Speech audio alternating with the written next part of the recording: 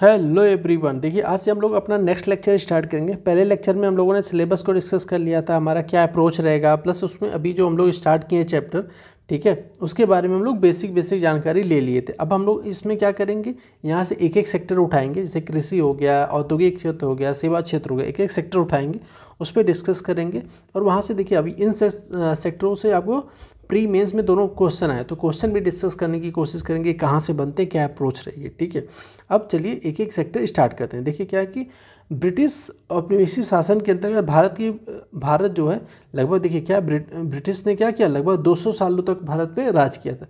लेकिन इतने time period के बाद भी भारत की जो अर्थव्यवस्था थी वो मूलतः कृषि ही बनी रही।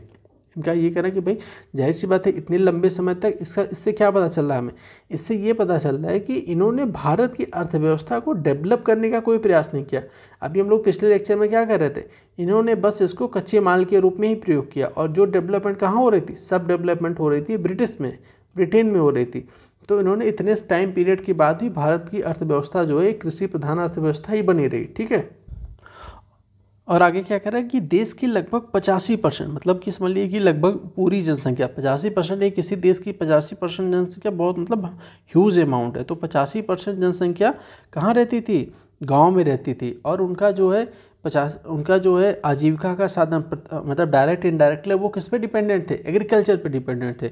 मतलब कि सोचिए कि अगर कृषि प्रभावित हो रही है किसी भी देश की, उस टाइम भारत की बात हो रही है, क्यों कृषि प्रभावित हो रही है तो जनसंख्या प्रभावित हो रही है। जनसंख्या क्यों प्रभावित हो रही है, क्योंकि इस पर 85% जो है जनसंख्या इस पर डिपेंडेंट है, ठीक है। तो मतलब कृषि के प्रभावित मतलब जनसंख्या प्रभावित, जब इतनी बड़ी जनसंख्या प्रभावित होगी तो वो देश प्रभावित होगा, ठीक है। तो ऐसे लिंक करके चीज़ों को चलना है। अब ये कह रहे हैं कि इन्होंने भारत पे इतने लंबे समय तक, ठीक है, राज किया ब्रिटिशों ने, लेकिन उस टाइम पीरियड मतलब 200 सालों के अंदर भी कृषि में कोई भी डेवलपमेंट या कोई विकास का कार्य इन्होंने नहीं किया। टाइम पीरियड के बाद देखिए क्या होता है कि अगर आप भी प्रेजेंट टाइम में भी ये लागू होती चीज़ें, अगर किसी भी आप एक क्षेत्र एरिया मान लिया, उस पर आप जो है कि एक ही फसल, या कह सकते हैं कि भाई उन्नत जैसे नहीं तो उर्वरक हो गया, उपकरण हो गया, इसमें अगर आपकी डेवलपमेंट नहीं करेंगे तो एक टाइम पीरियड के बाद आपको एग्रीकल्चर में वहाँ पे क्या होती है, गिरावट स्टार्ट होने लगती है, उत्पादन कम होने लगता है। इसीलिए देखेंगे आदमी क्या यूज़ करता है, अच्छे उर्वरक यूज़ करता है, हाँ, जो टेक्नोलॉजी यूज़ करता है बहुत। अब लेकिन इन सब चीज़ों का क्या था, नहीं डेवलपमेंट हो रहा था, बस उत्पादन लिए जा रहे थे। तो एक टाइम इतनी बड़ी जनसंख्या उत्पादन लिए जा रही है, ठीक है, और उसको फ़ायदा नहीं, उसका फ़ायदा भी मेन जो है ब्रिटिश उठा रहे हैं, और कृषि क्षेत्र में उत्पादन में भी गिरावट आ रही है। हाँ, बस एक ये जैसे कि आप देखिए यहाँ से क्वेश्चन भी आ सकता है कि भाई ब्रिटिशों ने कृषि क्षेत्र में काफ़ी विस्तार दिया। अब विस्तार क्या दिया, इन्होंने क्या किया कि भाई देखिए कि एक मान लीजिए कि ये क्षेत्र है, ये कोई देश है, ठीक है, यहाँ पे मान लीजिए कि एक कृषि क्षेत्र है, यहाँ पे क्या लोगों के घर हैं, जंगल हैं, ठीक है, नॉर्मल ऐसे क्षेत्र एरियाज हैं। लेकिन इन्होंने कृषि क्षेत्र का विस्तार क्या किया, कृषि क्षेत्र का विस्तार किया इन्होंने जंगलों में, जो है इन्होंने जंगलों को काट के यहाँ पे कृषि का विस्तार किया, जिससे कि और ये टैक्स या रेवेन्यू वसूल कर सके। अब देखिए उस टाइम क्या था, जंगलों में आदिवासी हो गए, जनजाति लोग निवास करते थे। तो जब जंगलों को काटा जाने लगा, जंगलों में हस्तक्षेप होने लगा, तो फिर आप देखेंगे उस टाइम पे क्या आदिवासी विद्रोह, जनजाति विद्रोह स्टार्ट हुए, ठीक है। तो ऐसे चीज़ों को लिंक करना है। तो इन्होंने विस्तार दिया, लेकिन विस्तार के साथ इन्होंने कृषि क्षेत्र में विस्तार क्या दिया, जंगलों को काट के इन्होंने या एरिया में विस्तार दिया, ना कि उसके उत्पादन में विस्तार दिया। तो एरिया में विस्तार दिया, उसमें जनजाति आदिवासी विद्रोह हुए। तो आपको कमेंट बॉक्स में बताना है कि अब कुछ जो है कमेंट बॉक्स में कुछ जनजाति आदिवासी विद्रोह के बारे में बताइए, जिसको पता है वो बताइए, जिसको नहीं पता है वो कमेंट बॉक्स में घूम के आए, लोगों ने वहाँ पे बताया होगा, ठीक है। देखिए क्या कह रहे हैं, भले ही कृषि के अधीन क्षेत्र के प्रसार के कारण, जो वही एरिया जो प्रसार के कारण उत्पादन में वृद्धि हुई, क्योंकि जब भाई कुल उत्पादन में बढ़ जाएगा क्योंकि एरिया बढ़ गई, लेकिन कृषि की उत्पादकता में कमी आती रही, ठीक है। जो मेन जैसे किसी क्षेत्र का जो जैसे कि उत्पादन क्यों बढ़ गया, क्योंकि एरिया बढ़ गई, लेकिन एक एरिया की जो उत्पादन क्षमता होती है वो धीरे धीरे उसमें गिरावट आने लगी थी, ठीक है। कृषि क्षेत्र की देखिए मुख्य जो गतिहीनता, मतलब जो मुख्य कृषि जो एग्रीकल्चर क्षेत्र की गिरावट का मुख्य कारण क्या था, हाँ, औपनिवेशिक शासन द्वारा लागू की गई जो भू राजस्व प्रणाली थी इनकी, जैसे कि आप देखेंगे ना कि जैसे कि जो इनकी प्रणालियाँ थी, महालवाड़ी, रैयतवाड़ी, जमींदारी जो प्रथाएं थी, जो भू राजस्व टैक्स कलेक्शन की जो उनकी प्रणाली थी, वो जो है एक कृषि ह्रास का सबसे मुख्य कारण था। ठीक है, अब देखिए आपको यहाँ पे आगे बढ़ने से पहले आपको एक क्वेश्चन दिखाते हैं, देखिए क्या पूछा गया। देखिए इसके पहले ये बॉक्स में दिए ना, देखिए हम लोग को क्या ध्यान रखना है, यहाँ पे पहले तो मान लीजिए कि जो स्टोरी लिखी है आपको ये पढ़ना है। ठीक है, साथ ही में अगर हम लोग को पढ़ना थी क्या पूर्व ब्रिटिश काल में कृषि किसने किया है, वर्णन किया है, तो 17वीं शताब्दी में आए थे एक फ्रांसीसी यात्री थे बर्नियर। हम लोग को क्या कब आए थे, देखिए पीटी में कैसे क्वेश्चन बनता है, बर्नियर कहाँ के यात्री हैं, फ्रांस के। ठीक है, फ्रांसीसी यात्री, और कब आए थे, 17वीं शताब्दी में आए। ठीक है, किसके टाइम पीरियड में आए थे आपको यहाँ, और इन्होंने किस क्षेत्र का वर्णन किया, उन्होंने तत्कालीन बिहार का वर्णन किया। तो वहाँ के डेवलपमेंट के बारे में बताया कि भाई उन्होंने ये चीज़ें देखा था। हालांकि वो 100% मतलब सही नहीं होती हैं, बहुत सी चीज़ें उसमें अतिशयोक्ति जोड़ी रहती है, लेकिन एक थोड़ा सा उससे आइडिया लग जाता है उस एरिया के क्या है, तो आप इसको पढ़िएगा। साथ ही देखिए यहाँ पे क्या है कि सबसे बड़ी बात क्या है, अब यहाँ से आप लोग को एक क्वेश्चन मिल रहा है जो आप लोग इसको नोट करेंगे। ठीक है, क्या है, 17वीं शताब्दी में अपने देश की कृषि समृद्धि के बारे में लिखिए। ठीक है, मतलब 17वीं शताब्दी को इनडायरेक्टली आप ब्रिटिश टाइम पीरियड की आप 17वीं शताब्दी का हटा देंगे तो एक टाइम पीरियड जो भी लोग डिस्कस करेंगे आप इसको जो है लिखिएगा कि ब्रिटिश टाइम पीरियड में जो अपने देश की कृषि समृद्धि के बारे में लिखिए। लगभग 200 वर्षों के बाद जब ब्रिटिश भारत को छोड़कर गए उस समय कृषि की गतिहीनता के साथ इसकी तुलना की, गति मतलब कि जो कृषि की गतिहीनता मतलब कि जो डेवलपमेंट होना चाहिए, गतिहीनता मतलब गति में जो कमी आ रही थी उसका जो है और डेवलपमेंट से आप ये तुलना करके चीज़ों को लिखिएगा। ठीक है, सिंपल से आप क्या लिखिएगा, क्वेश्चन आपको यही है कि भाई जो उस टाइम कृषि के बारे में ब्रिटिश टाइम के पीरियड के बारे में कृषि के बारे में बताना है, साथ ही इतने टाइम पीरियड के बाद उन्होंने ऐसा क्या किया, सिंपल से ऐसा क्या किया कि कृषि क्षेत्र में जो विकास देखने को मिलता है, और साथ ही आपको उसके निगेटिव बताने कि ऐसा क्या उन्होंने किया कि कृषि क्षेत्र में गतिहीनता आने लगी थी, मतलब कि हरासमेंट देखा गया। तो आपको ये आंसर में लिख के बताना है। ठीक है, चलिए अब अपने लौटते हैं जहाँ पे हम लोग थे। अब देखिए वही है, यहाँ पे हम लोग देखा ना कि कृषि में क्या था कि जो तीनों प्रणाली, जमींदारी, रैयतवाड़ी, महालवाड़ी, ये सब जो प्रणालियाँ थी टैक्स कलेक्शन की, ये एक कृषि के में गिरावट में एक ये बहुत ही महत्वपूर्ण कारण थे। क्या कारण थे, अब देखिए क्या थे कि जो जमींदारी प्रणाली थी। अब आपको इसमें एक चीज़ और ध्यान रखनी है, अब पीटी के लिहाज से अगर आपको पढ़ रहे हैं तो हालांकि मेंस में भी आप आंसर राइटिंग में यूज़ कर सकते, लेकिन पीटी में क्या आपको ध्यान रखनी है कि जो ये जो प्रणालियाँ थी, ठीक है, जो तीनों कृषि राजस्व इकट्ठा करने की अंग्रेजों द्वारा लागू की प्रणालियाँ थी, वो किस किस एरिया में लागू हुई थी और उनके तहत जो है कौन कौन टैक्स कलेक्ट करता था या कौन कौन किसकी जिम्मेदारी थी राजस्व इकट्ठा करने की, आपको ये चीज़ बतानी है। क्यों, क्योंकि आप देखेंगे, आप प्रीवियस ईयर क्वेश्चन पेपर उठा के देखिए तो डायरेक्ट आपको यहाँ से क्वेश्चन मिले हुए हैं या बनते हुए हैं। ठीक है, डायरेक्ट पूछ जाता कि महालवाड़ी में कौन टैक्स कलेक्शन करता था, या रैयतवाड़ी में कौन कलेक्शन करता था, या रैयतवाड़ी प्रणाली किस एरिया में लागू की गई थी, तो आपको ये चीज़ पता होनी चाहिए। ठीक है, अब देखिए यहाँ पे क्या कह रहा है, यहाँ पे चीज़ों को दे दिया गया है कि भाई आज के समस्त पूर्वी भारत, ठीक है, जो उस समय के बंगाल प्रेसिडेंसी कहा जाता था, लागू की गई जमींदारी। अब यहाँ से एक चीज़ तो आपको पता चली गई कि भाई जमींदारी प्रणाली यहाँ पे इस एरिया में लागू की गई थी।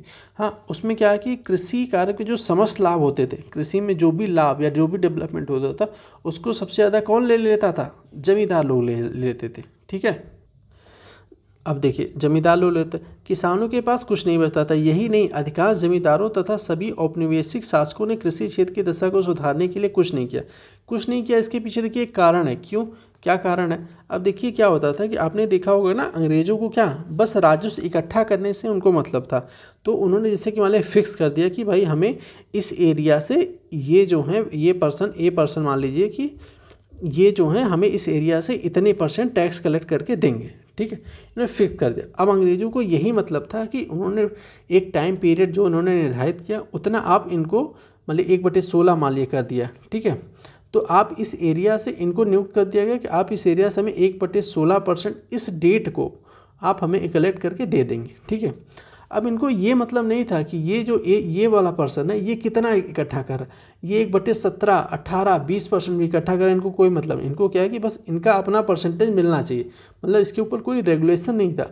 अब इसमें क्या हुआ, अब ये जो है मनमाने ढंग से वसूल कर रहा है किसानों से, तो किसानों का शोषण हुआ और एक टाइम पीरियड के बाद इनको दे दे रहा है। हाँ, ये था कि अगर ये टाइम पीरियड पे जो इन्होंने डेट फिक्स की है, अगर ये इस पर नहीं इनको जो है राजस्व दे पाते हैं ब्रिटिशों को, तो इनकी जो जमींदारी थी वो इनसे छीन के किसी और को दे दी जाती थी। ठीक है, अब और किसी को दे दी जाती थी, तो इससे क्या हुआ कि भाई जो अब कोई बाहर से आके फिर वो जो टैक्स इकट्ठा कर रहा है, तो जो लोकल जमींदार है उससे थोड़ा बहुत लोगों को एक सामंजस्य बन जाता था कि अच्छा हाँ कि थोड़ा परिचित है।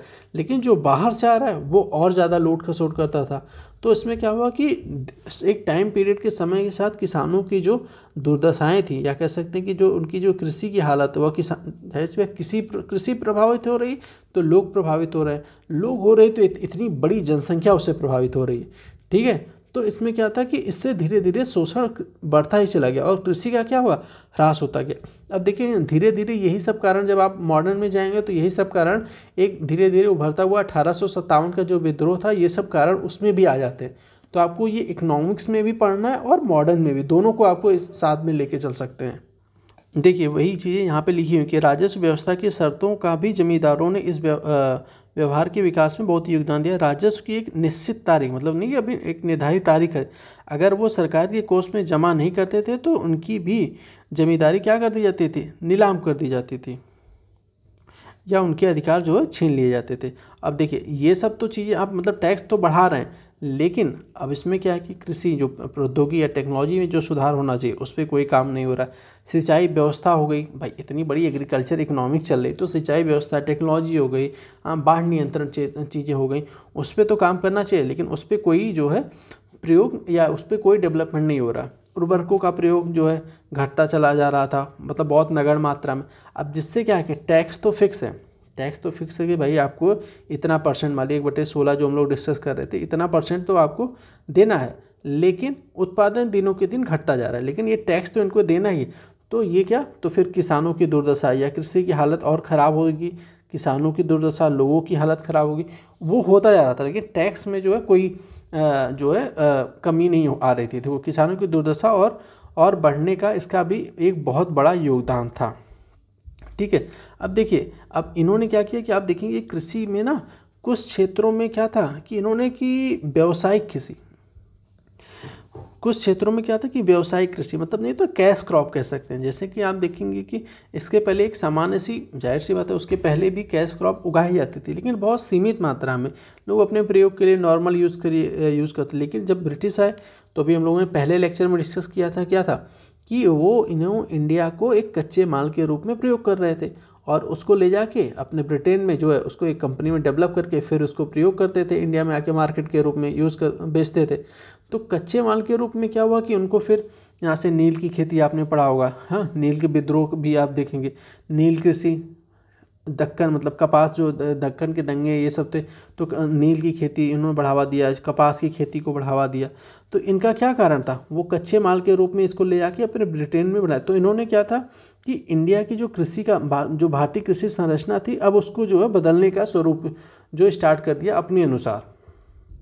लेकिन अब देखिए क्या था कि अपने अनुसार बदलना तो स्टार्ट किया, भाई जाहिर सी बात है कैश क्रॉप अगर स्टार्ट हो तो उसमें फ़ायदा तो था ही, भाई उसमें ज़्यादा रकम मिलती थी, ज़्यादा पैसे मिलते थे, लेकिन वो किसानों को क्या कहते थे, बहुत सस्ते दाम पे खरीदते थे, और जो लाभ होता था वो या तो बिचौलिए इसके लेते थे, या तो ब्रिटिश जो है अपने इसको लाभ का जो सबसे ज़्यादा मैक्सिमम फ़ायदा था वो बिचौलिए या तो अंग्रेज़ों को मिलता था, किसानों को इसका कोई लाभ नहीं मिलता था। तो दिनों के दिन फिर इसके क्या होता था, किसानों की जो दुर्दशा या हालत ख़राब होने लगी, कृषि की हालत ख़राब, क्योंकि भाई जाहिर सी बात है कि अगर किसानों की होगी तो फिर वो एफिशिएंसी या फिर वो उत्पादकता, अच्छे किस्म के बीज हो गए या फिर उर्वरक, वो प्रयोग नहीं कर पाएंगे, क्योंकि भाई जाहिर से जब इकोनॉमिक्स या उनके हाथ में कुछ रेवेन्यू नहीं हुआ तो वो कहाँ से यूज़ करना स्टार्ट करेंगे। देखिए यहाँ पे लिखा कि खाद्यान्नों की खेती के स्थान पर नकदी फसलों का उत्पादन करना पड़ता था, जिसका प्रयोग अंततः इंग्लैंड में लगे कारखानों में किया जाता था। ठीक है, सिंचाई व्यवस्था में कुछ सुधार के बावजूद भारत में जो ना बाढ़ नियंत्रण एवं भूमि के उपजाऊपन की शक्ति में जाहिर सी बात है कि कृषि क्षेत्र में थोड़ा बहुत सुधार हुआ जब ये कैश क्रॉप इन सब, लेकिन क्या था कि उसके बाद भी ना ये बाढ़ नियंत्रण इसमें कोई जो है डेवलपमेंट नहीं किया, क्योंकि एक आप देखेंगे कि बहुत लगभग हर दूसरे तीसरे साल एक बड़ी मात्रा में बाढ़ आती थी या फिर सूखे पड़ते थे। हाँ, तो इसमें एक बड़ी मात्रा में क्या होता था, किसानों को हानि होती थी, कृषि की पूरी लॉस होती थी, लेकिन तब भी जो भी थोड़ा बहुत उत्पादन होता था उसमें भी उनको जो है टैक्स तो देना ही पड़ता था। तो उसके बाढ़ नियंत्रण या फिर सूखा के लिए कोई व्यवस्था नहीं की गई। उपजाऊ भूमि के उपजाऊपन मतलब भूमि उर्वरक उसकी बनी रहे, उपजाऊ बढ़ाने के लिए उपजाऊता कह सकते हैं, जो कृषि को उपजाऊ बनाने के लिए क्या होता है, अच्छे किस्म के उर्वरक हो गए, टाइम पीरियड के बाद एक नहीं होता कि भाई पैटर्न बदलना और फिर अच्छे किस्म के जो संयंत्र प्रयोग करना, ये सब जो इसमें कोई डेवलपमेंट नहीं हो रहा था। सामान्य से अपने पैटर्न जो चला रहा था, देखिए किस उसमें हो रहा था कृषि का ह्रास। ठीक है, देखिए यहाँ पे क्या है कि वही बात की गई कि अपने देखिए वाणिज्यिक फसलों का उगाना तो आरंभ कर दिया काश्तकारों के एक बड़े वर्ग में। ठीक है, काश्तकार मतलब कह सकते हैं कि वो किसान एक बड़े वर्ग तथा छोटे किसानों के पास कृषि में निवेश करने के लिए नए संसाधन थे, नई तकनीक थी। अब देखिए जाहिर सी बात है कि उस टाइम जो उर्वरक थे या बीज थे, ठीक है, वो महंगे भी आते थे, संसाधन भी महंगे आते थे। तो उसमें क्या था कि अब किसानों के पास जाहिर सी बात है उत्पादकता घट रही है, टैक्स उनको ज़्यादा देना पड़ रहा है। उसके बाद अब उनके पास इतना तो रेवेन्यू नहीं आता था ना कि वो अच्छे संसाधन उपयोग कर पाएँ, टेक्नोलॉजी अपने कृषि में ले पाए, मतलब लगा पाए, नई टेक्नोलॉजी ले पाए। ठीक है, तकनीक और ना ही कोई उसकी प्रेरणा, मतलब ना ही उनको कहीं से ऐसे इनिशिएटिव मिलता था कि नहीं आप ये ले लीजिए। अगर कहीं से वो जाहिर सी बात है सूद, आपने पढ़ा होगा ना कि कहीं से सूद लेते थे तो फिर वो सूद के चक्कर में ही पिसते चले जाते थे। तो इनको कोई मोटिवेशन नहीं था कि वो टेक्नोलॉजी में प्रयोग करें या संसाधन में, ना ही उनके पास रेवेन्यू था। ठीक है, अब इस हिसाब से जो हम लोगों ने ऊपर जो है क्वेश्चन आया था लिखने के लिए हम लोग डिस्कस किया था, उससे आपको पता चलेगा कि अंग्रेज़ों के द्वारा चीज़ें जो यहाँ पे लाई गई, जैसे कैश क्रॉप लाई गई या फिर बाढ़ नियंत्रण के जो उपाय थे, या फिर कह सकते जो इन्होंने कृषि का पैटर्न बदला, उससे क्या क्या लाभ हुए, क्या क्या हानि हुई। अब उस क्वेश्चन का थोड़ा सा आप लोग को पता चल जाएगा कि उस क्वेश्चन में लिखना क्या है। ठीक है, अब देखिए अगले हम लोग क्या करेंगे, छोटा छोटा एक एक सेक्टर पढ़ते चलेंगे। अगला जो लेक्चर आएगा उसमें हम लोग अंग्रेजों द्वारा इंडस्ट्रियल औद्योगिक क्षेत्र में क्या चीज़ें उनके द्वारा की गई या औद्योगिक क्षेत्र के विकास के लिए या फिर उन्होंने औद्योगिक क्षेत्र में ह्रास क्या हुआ, वो सब अगले लेक्चर में हम लोग डिस्कस करेंगे। ठीक है, चलिए, थैंक यू।